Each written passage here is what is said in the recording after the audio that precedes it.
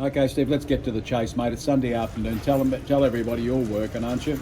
Mate, I'd have been at work from 8 o'clock this morning through to about 10 or 11 tonight. Really? Yeah. I was always there about an hour before the staff and always there, well, if the computers didn't go down, about an hour after. That's it. And although we had everything under control and it was always clean and tidy, but there was always something to do, preparing for tomorrow, looking at the day, what you could do better. There was always something. And you know that better than anyone else. Well, at the end of the day, as you know, our operations were 365 days, 24/7. I mean, we have people flying this afternoon. There's people going to the airports. There's been people picked up from the airports, and that's how we did it. You know what I mean? Because the end of the day is this: you don't build what we built by sitting home watching the Sunday afternoon matinee. No, or sitting at home watching the footy, mate. You're out there working, and it does become a task for a lot of people. I thoroughly enjoyed it. I loved it. We had lunch with my son today, and I was a full-time single father bringing him up, and he's quite well adjusted. He hasn't missed out on anything, and we're best mates, as you can see. Yeah, hasn't missed out on a thing, mate. And that's the thing. I mean, it's a balance. Of course it is, yeah. You know?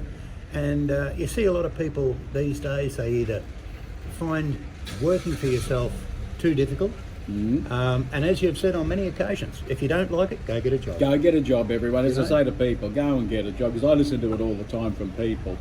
Something, for all my mistakes, complaining is the greatest waste of energy. Oh, it's just a waste of energy. it is, mate. I've just shared lunch with my daughter, and we went out and had a cup of coffee this afternoon and talked about things, many things actually, and came up that, with work, and she said she's quite well adjusted with the way things worked out. I mean, that was from my first marriage. Yeah. And it's one of those things. I mean, you're giving the family something. I mean, they're getting private schools, they're getting a good education, something that you didn't have yourself. No, I left at 15, you know what I mean?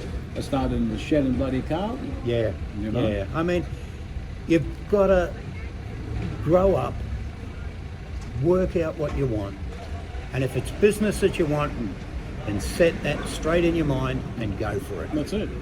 know? Don't make excuses. You know what I mean? And I've met so many people that have been making excuses since 1988.